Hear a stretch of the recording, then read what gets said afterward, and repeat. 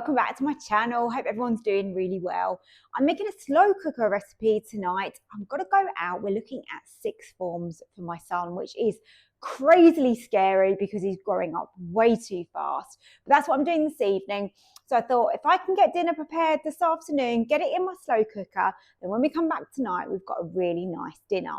And this recipe is my creamy tomato chicken. Really, really easy. Then all I'm going to do is pre-prepare some mashed potato that I can just warm through when I get home and add some vegetables on the side. So nice and easy and a good nutritious warming dinner as well. So let me show you how we're going to make it. So really simple ingredients here. I've got chicken breast. You want around 600 to 650 grams. I'm doing this for 3 of us, so it's a little bit under. I think these were 570 grams, but 4 people, I'd say probably 650. I've got a chicken stock pot. I've got sun-dried tomatoes, oregano. In here is paprika.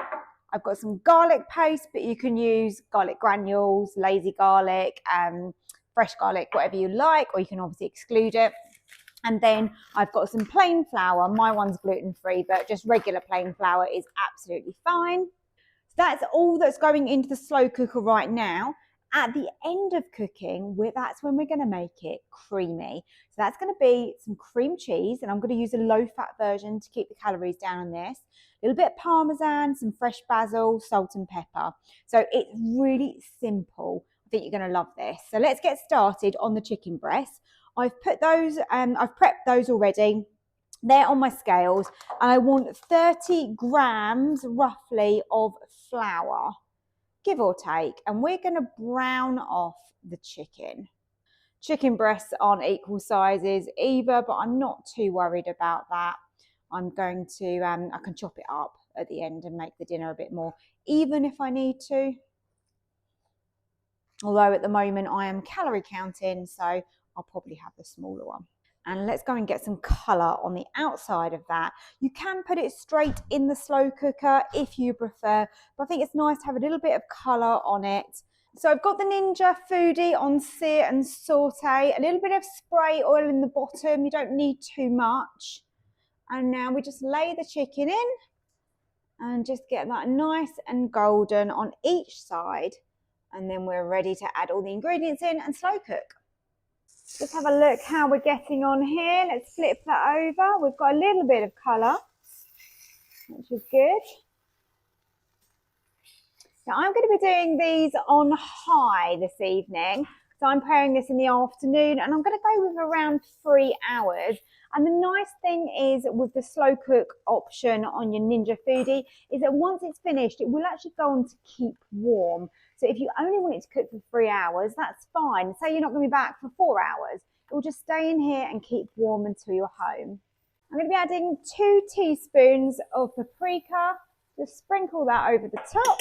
If you're using fresh garlic, I would go with around 3 cloves. I'm dissolving my chicken stock pot in some water. So I've just boiled a kettle. So we've got boiling water. And that is quite important when using your Ninja Foodi, because getting everything nice and warm before you go on to slow cook is going to make all the difference. I hear a lot of people saying that they don't think the slow cook option is very good or very effective. But my tip really is if you can sear and saute, use hot stock, you won't have a problem. So there you go, 300 mils of chicken stock. To that, I'm going to add my garlic paste. Just give that a little stir into the sauce. I'm using just some dried oregano. You want around a teaspoon. Just going to sprinkle it over each breast. And then the last ingredient at this stage is my sun-dried tomatoes. So these are just out of a jar that you can buy in any supermarket. And that's 100 grams you're going to want if you're doing this for 4 people. Lovely.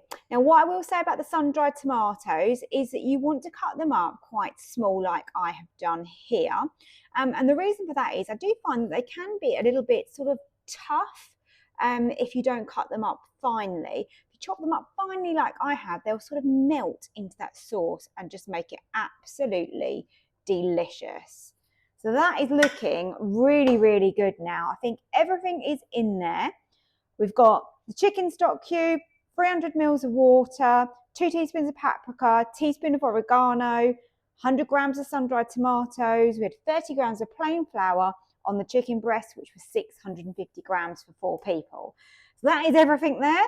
Let's get the lid down and let's go on to slow cook. I'm going to go on high for 3 hours. So I've just got home and opened up the slow cooker. The chicken is cooked lovely and we've got that sauce. Now what we want to do is add in the creamy parts, and that is parmesan and cream cheese, and that's really going to change this. So we want to melt that into the sauce, and that's going to really make that rich. It's also going to thicken it up as well. Oh, this is going to be so delicious. I'm going to add in a little bit of black pepper as well. Now if you're making this in a slow cooker, you can just close the lid, continue to slow cook it just while that all melts in and make sure that's nice and warm. If you've got the Ninja Foodi, then you can just pop it on to sear and saute, and that's going to do that job really fast for us. So I'm serving mashed potato with mine this evening. I can just give you a little glimpse under there. It's got mozzarella cheese on the top of it, look at that. So what I did is I actually put that, I made it earlier, you can make it in your Ninja or on your hob, put it in here, and then whilst that's been slow cooking, for the last kind of couple of hours, I just put that over the top. So we've got like that 2-tier thing going on, and that works perfectly with slow cook. That's lovely and warm. So then my mash is ready to go and I haven't got to heat that up again separately. So that's a little tip for you. So all dished up, this is my creamy tomato chicken, and I've served mine with a mozzarella mash and some vegetables on the side. It is beautifully tender. I'll show you inside. Let's just cut that chicken open so I can show you inside. It's not overcooked, it is just right. Got that beautiful sauce all over it, and it makes such an easy dinner.